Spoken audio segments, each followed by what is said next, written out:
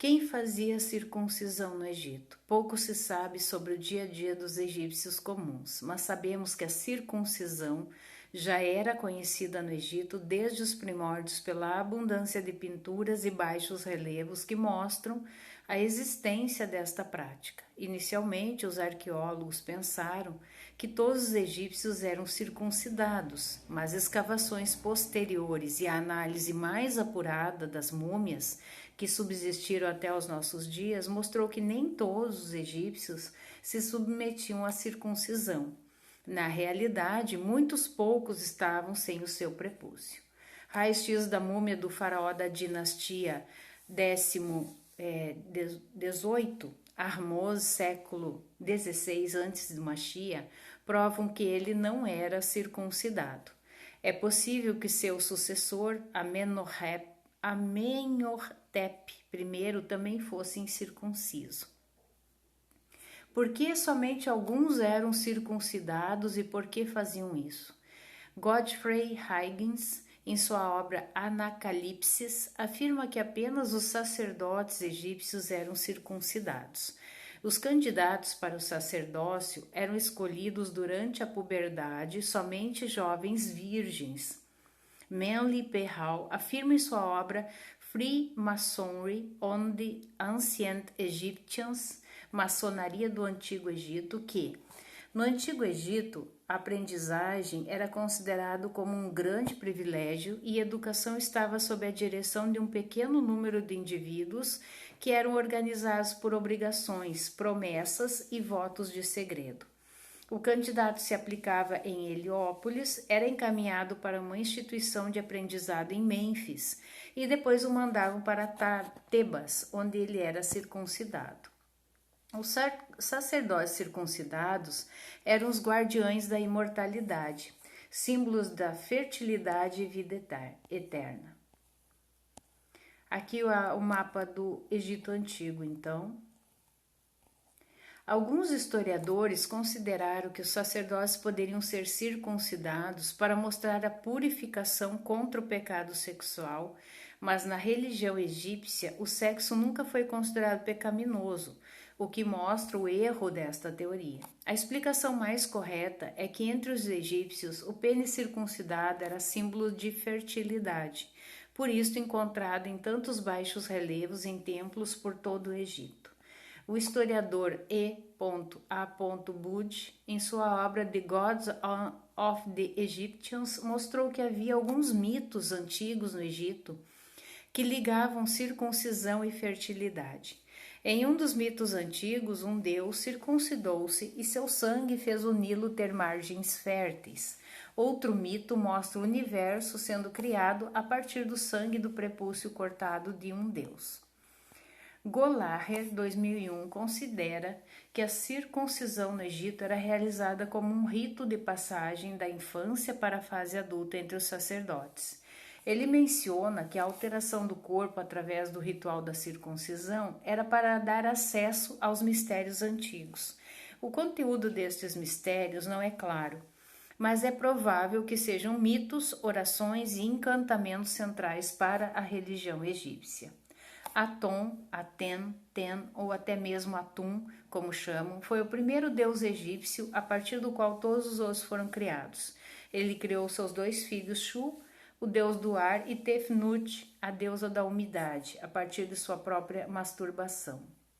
O Livro dos Mortos, um importante documento egípcio, fala de Ra, o deus Sol, cortou-se a si mesmo e deste sangue surgiram duas deidades guardiãs menores. O egiptólogo Emmanuel Vicomte de Roget interpretou isso como um ato de circuncisão. Se ligarmos o mito de Atom ao mito de Ra, vemos que é a mesma história. Algo que ocorre no pênis do deus principal leva à criação de duas deidades menores, pelo fato de a circuncisão ser o costume adotado pelos sacerdotes.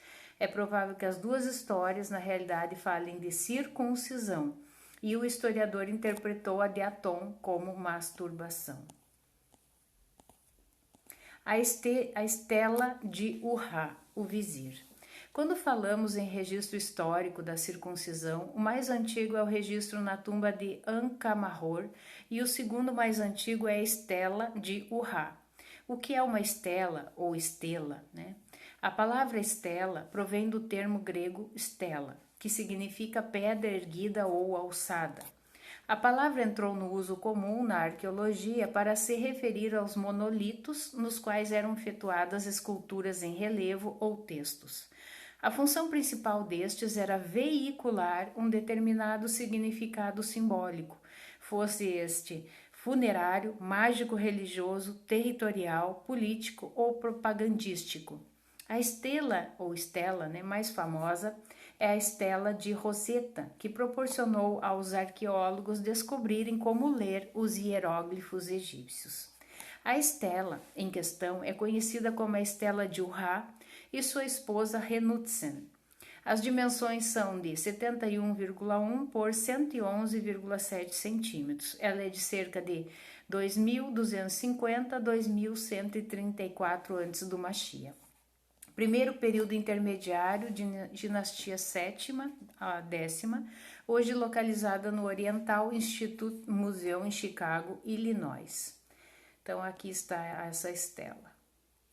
E interessante, né, que a gente vê aqui gigantes, né, porque veja a diferença dos servos ali, né, bem pequenos, né, os egípcios então ali, fugindo aqui da monografia, né, eram néfilins, né, irmãos? Emily Titter, em seu livro, escreve: estelas funerárias eram erigidas em capelas tumulares particulares para memorar o nome, carreira e comportamento exemplar do falecido por toda a eternidade. Quando um visitante lia as inscrições, a memória do falecido era evocada entre os vivos. A estela de Urrá mostra sua figura e de sua esposa, esta última em tamanho bem menor, para dar destaque à figura do marido. Ela o abraça pelo pulso em vez de pela cintura, como seria de se esperar. Urrá, que possuía os títulos portador do selo real e sacerdote leitor, era casado com Renutzen, uma sacerdotisa de Hathor. A estela mostra as virtuosidades de Urrá, aludindo à sua autoconfiança e boas relações familiares. Eu fui um amado de seu pai, elogiado por sua mãe, alguém a quem seus irmãos e irmãs amaram. Eu era um cidadão excelente que viveu por suas próprias posses, que lavrou com a sua própria junta de bois, que navegava em seu barco próprio, não com o que eu recebi das mãos de meu pai Urrá, sênior. Existem referências não muito claras sobre uma cerimônia pública da circuncisão em que está escrito: quando eu fui circuncidado com outros 120 homens, não houve ninguém que eu derrubei, ou alguém que me derrubou. Não houve ninguém que eu tenha ferido, nem ninguém que me feriu. No original, aí coloca em inglês, né, que eu não vou ler, irmãos. Existe um texto muito similar de um Urrá, datado de cerca de 2400 antes do Machia, que também fala de uma cerimônia de circuncisão com 120 homens sendo circuncidados nela. José como vizir. Vimos até agora que os vizires normalmente vinham de uma família vizierial ou eram de indicação do faraó.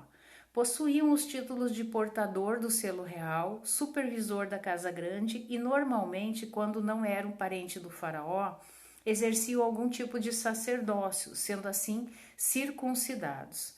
Ao analisar estas características, podemos notar que existe um homem na Torá que preencheu estas características, portanto a análise de sua vida se torna pertinente a esse trabalho. Este homem foi José.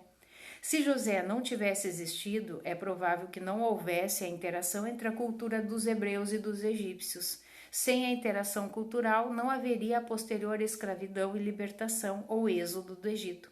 E, consequentemente, não existiria a importante figura histórica de Moisés, que foi o escritor da Torá, e é considerado profeta pelas maiores religiões monoteístas do mundo, judaísmo, islamismo e cristianismo.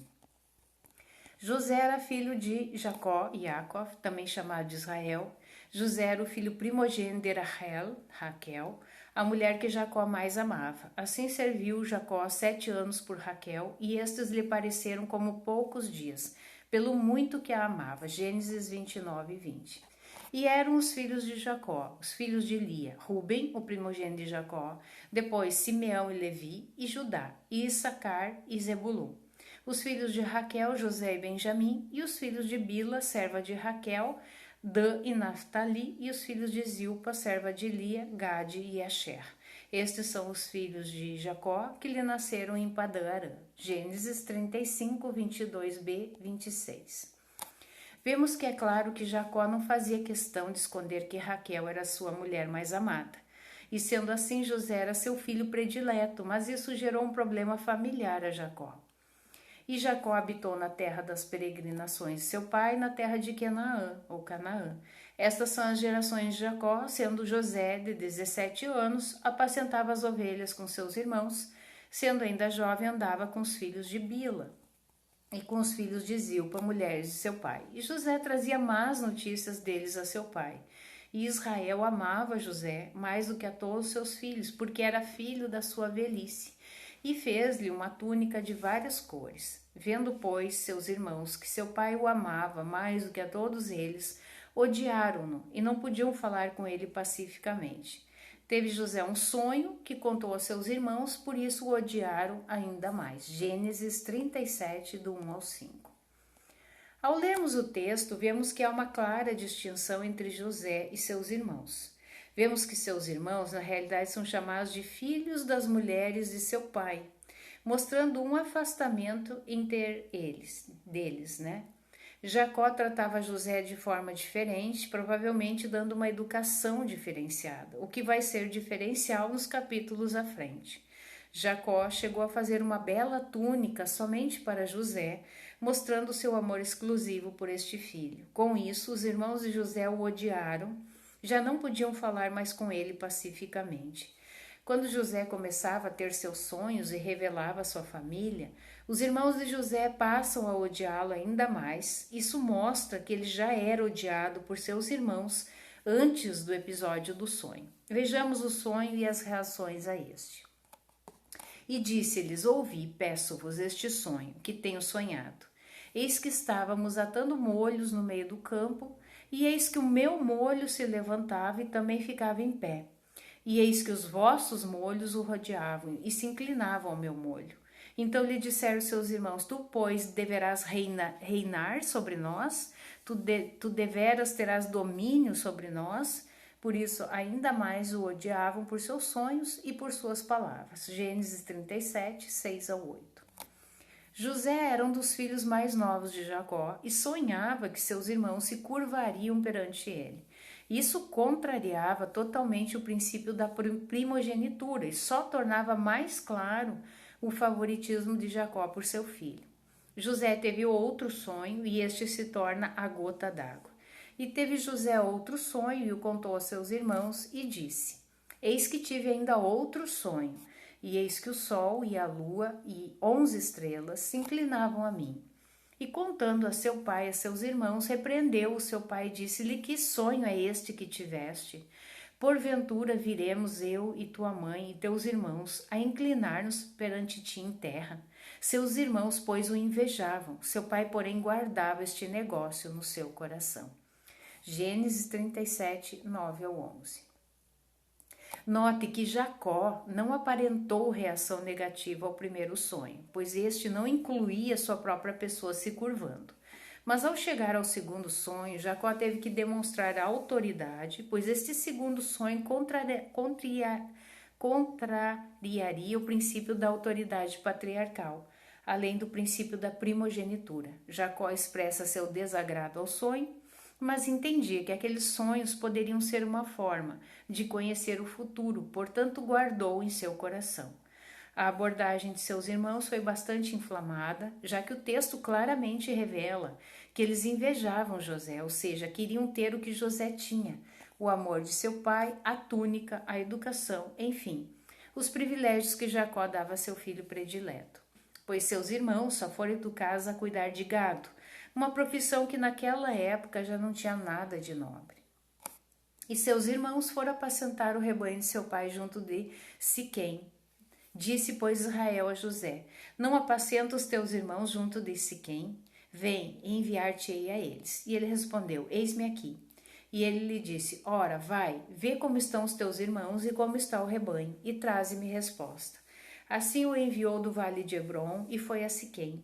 E achou um homem, porque eis que andava errante pelo campo, e perguntou-lhe o homem, dizendo: Que procuras? E ele lhe disse: Procuro meus irmãos. Dize-me, peço-te, onde eles apacentam?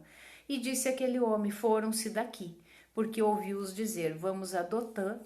José, pois, seguiu atrás de seus irmãos e achou-os em Dotã. Gênesis 37, do 12 ao 17. Jacó estava em Hebrom e enviou José a Siquém para ver como seus outros filhos estavam.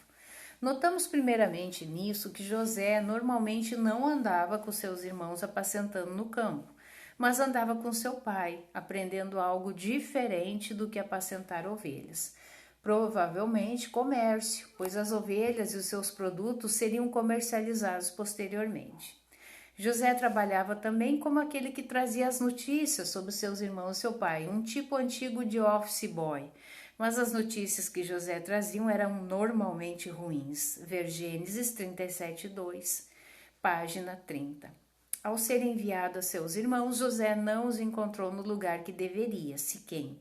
Encontrou um homem que andava pelo campo e procurou por seus irmãos. Se o homem soube informar onde os irmãos José estavam, significa que Jacó e seus filhos já deveriam ser conhecidos na região como os criadores de gado. Portanto, a mudança nos planos dos filhos de Jacó pôde ser de conhecimento comum do povo que habitava aquela região. José seguiu seus irmãos e os achou no lugar que o homem o informou, Dotã. A distância entre Dotã e Siquém é de 32 quilômetros aproximadamente. Algo importante é que, embora as pessoas da região aparentemente soubessem onde os filhos de Jacó estavam, não era do conhecimento de Jacó para onde seus filhos haviam ido, porque se fosse, este não enviaria José a Siquém, enviaria direto a Dotã. Isso mostra que os irmãos de José não estavam sendo transparentes na sua parte do trabalho, que era cuidar das ovelhas, no campo designado pelo seu pai, Siquém. E viram-no de longe, e antes que chegasse a eles, conspiraram contra ele para o matarem. E disseram um ao outro: Eis, lá vem o sonhador Mor, vinde, pois, agora, e matemo-lo, e lancemo-lo numa destas covas, e diremos: Uma fera o comeu, e veremos que será dos seus sonhos. E ouvindo-o, Ruben livrou-o das suas mãos e disse: Não lhe tiremos a vida. Também lhes disse Ruben: Não derrameis sangue, lançai-o nesta cova que está no deserto, e não lanceis mãos nele. Isto disse para livrá-lo das mãos deles e para torná-lo a seu pai. Gênesis 37, 18 ao 22.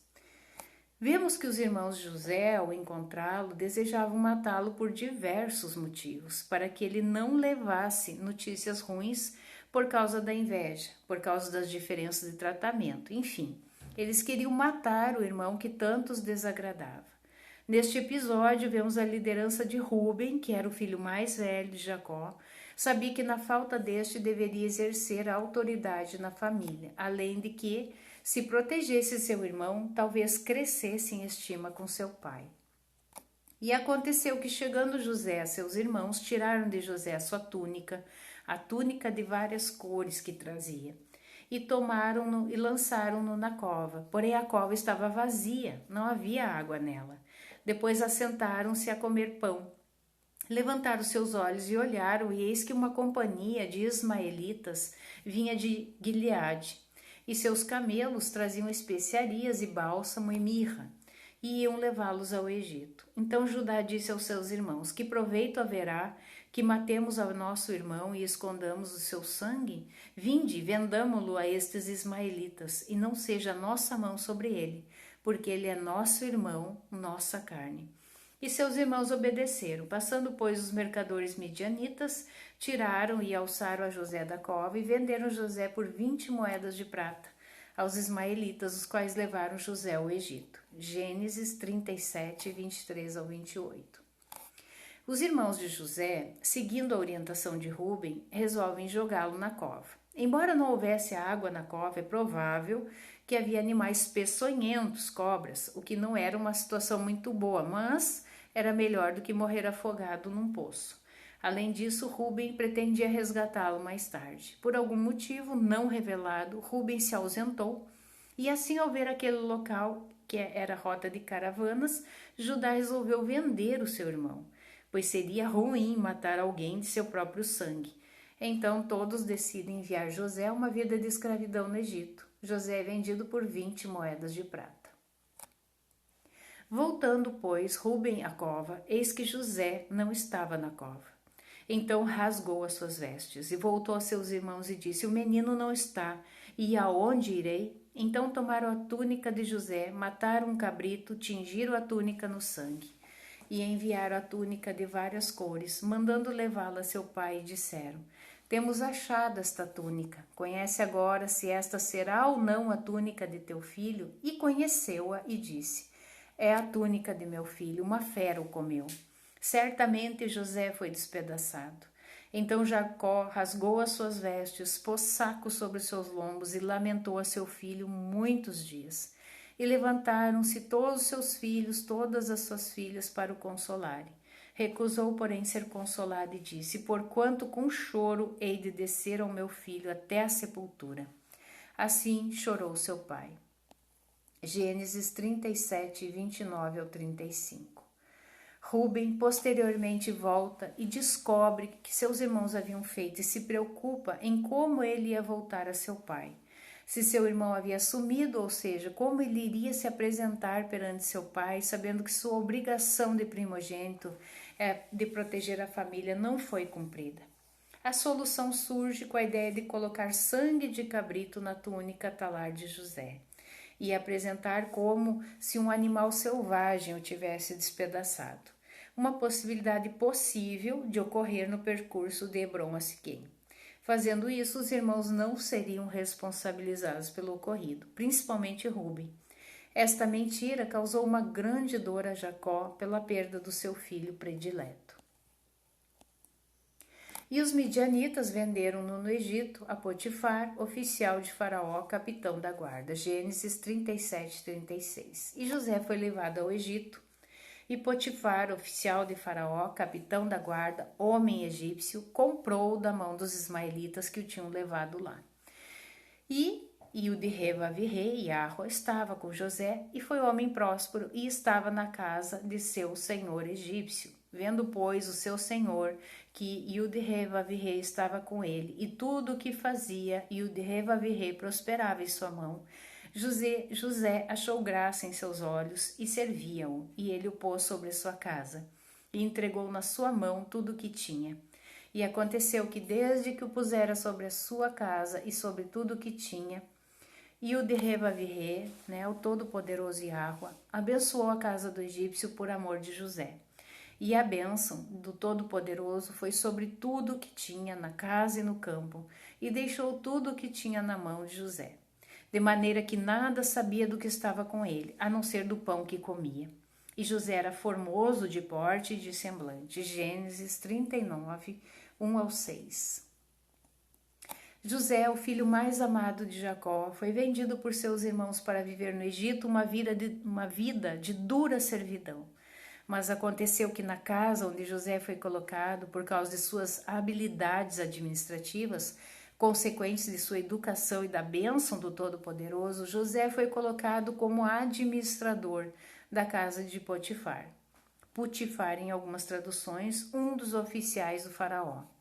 E aconteceu depois destas coisas que a mulher do seu senhor pôs os seus olhos em José e disse: Deita-te comigo. Porém, ele recusou e disse à mulher do seu senhor: Eis que o meu senhor não sabe do que há em casa comigo, e entregou em minha mão tudo o que tem. Ninguém há maior do que eu nesta casa, e nenhuma coisa me vedou senão a ti. Porquanto tu és sua mulher, como pois faria eu tamanha maldade e pecaria contra o Todo-Poderoso? E aconteceu que, falando ela cada dia a José, e não lhe dando a ele ouvidos, para deitar-se com ela e estar com ela. Gênesis 39, 7 ao 10. Nesta época, José tinha pouco mais de 17 anos, portanto era jovem, e segundo o texto ele era formoso de porte e de semblante. Ou seja, José era considerado bonito de corpo, de rosto, por isso a mulher de Potifar vai querer se deitar com ele. Mas será que é somente sua juventude e beleza que faz a mulher de Potifar insistir para se deitar com ele? Aparentemente não. O que será que havia em José, que não havia nos outros escravos ou nos outros homens que a mulher de Potifar tinha acesso? A circuncisão. Sabemos que no Egito só eram circuncidados os homens que exerciam sacerdócio. E sabemos também da importância da circuncisão na mitologia egípcia. Portanto, pode ser que este tenha sido um fator importante para a mulher de Potifar tentar ter José como seu amante. Além, claro, da beleza física e de seu rosto. Sucedeu num certo dia que ele veio à casa para fazer seu serviço e nenhum dos da casa estava ali. E ela lhe pegou pela sua roupa, dizendo: deita-te comigo. E ele deixou a sua roupa na mão dela e fugiu, e saiu para fora. E aconteceu que, vendo ela que deixara a sua roupa em sua mão e fugira para fora, chamou aos homens de sua casa e falou-lhes, dizendo: vede, meu marido trouxe-nos um homem hebreu para escarnecer de nós. Veio a mim para deitar-se comigo, e eu gritei com grande voz. E acontecendo que, ouvindo ele que eu levantava minha voz e gritava, deixou sua roupa comigo e fugiu e saiu para fora. Gênesis 39, 11 ao 15. Vemos neste texto que um dia que não havia ninguém em casa, a mulher de Potifar viu a oportunidade perfeita para atrair o seu marido com José. O escravo jovem, bonito de rosto, de corpo e circuncidado, que tornaria o desempenho sexual de José muito melhor em comparação a um homem não circuncidado, principalmente sendo mais velho como seu marido. José, por não possuir prepúcio desde sua infância, a sensibilidade na glande era menor. Portanto, ele demorava mais tempo para ejacular em relação a um incircunciso. E assim, a mulher com quem ele tivesse relação sexual chegaria primeiro ao orgasmo. A mulher de Potifar agarrou as roupas de José para fazê-lo se deitar com ela.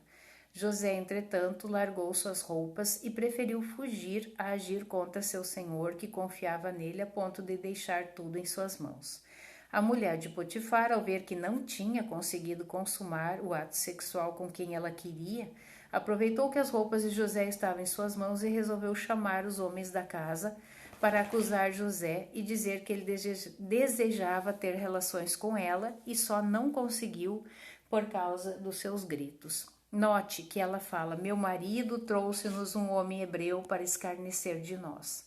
Como se a escolha dos escravos coubesse somente a Potifar, e por causa de uma suposta má escolha, sua mulher quase foi estuprada.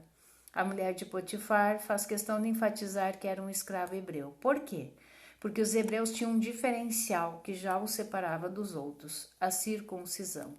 E ela pôs a sua roupa perto de si, até que o seu senhor voltou à sua casa. Então falou-lhe conforme as mesmas palavras, dizendo: veio a mim o servo hebreu, que nos trouxeste para escarnecer de mim. E aconteceu que, levantando eu a minha voz e gritando, ele deixou a sua roupa comigo e fugiu para fora. E aconteceu que, ouvindo o seu senhor as palavras de sua mulher que lhe falava, dizendo: conforme estas mesmas palavras me fez teu servo, a sua ira se acendeu. Gênesis 39, 16 ao 19. A mulher de Potifar repete a mesma história para o marido, novamente enfatizando que a culpa de trazer aquele escravo hebreu, que supostamente tentou estuprá-la, era de Potifar. Veio a mim o servo hebreu que tu nos trouxeste para escarnecer de mim. Note que o tu está implícito nesta frase mesmo na língua hebraica. Potifar, ao ouvir aquela história vinda da boca de sua mulher, e somando a isso a acusação de que ela estava fazendo contra ele, dizendo que se aquilo aconteceu era culpa dele, Potifar foi tomado de muita ira e lançou José na prisão. Notemos que a prisão não era uma prisão de criminosos comuns, mas uma prisão para os prisioneiros do rei, ou seja, todos aqueles que cometiam algo contra o faraó ou contra um de seus magistrados seria preso nesta prisão. E se notarmos que o cargo de Potifar era capitão da guarda, vemos que provavelmente Potifar, por cuidar da guarda pessoal do faraó, teve o apoio deste, ou pelo menos a anuência do vizir em posse para colocar José neste cárcere. E o senhor de José o tomou e o entregou na casa do cárcere. no lugar onde os presos do rei estavam encarcerados. Assim esteve ali na casa do cárcere. O Senhor, porém, estava com José, e o de Revavirê, né? E estendeu sobre ele a sua benignidade e deu-lhe graça aos olhos do carcereiro mor. E o carcereiro mor entregou na mão de José todos os presos que estavam na casa do cárcere. E ele ordenava tudo o que se fazia ali. E o carcereiro mor não teve cuidado de nenhuma coisa que estava na mão dele, porquanto e o de Revavirê, o Todo-Poderoso, estava com ele, e tudo o que fazia, o Todo-Poderoso prosperava. Gênesis 39, 20 e 23. José foi colocado no cárcere, mas mesmo no cárcere, José mostrou-se capaz de administrar e cuidar daquele lugar, algo advindo de sua educação diferenciada. Esta diferença que José possuía, somada a alguma oportunidade que surgiu, pôde explicar como o Todo-Poderoso fez José achar graça aos olhos do carcereiro mor. José, mesmo sendo um preso naquela cadeia do rei, passou a administrar tudo, a ponto do carcereiro mor não ter cuidado de nada que estava sob a sua mão, ou seja, tudo ficou sob a real administração de José. Vamos continuar no próximo vídeo.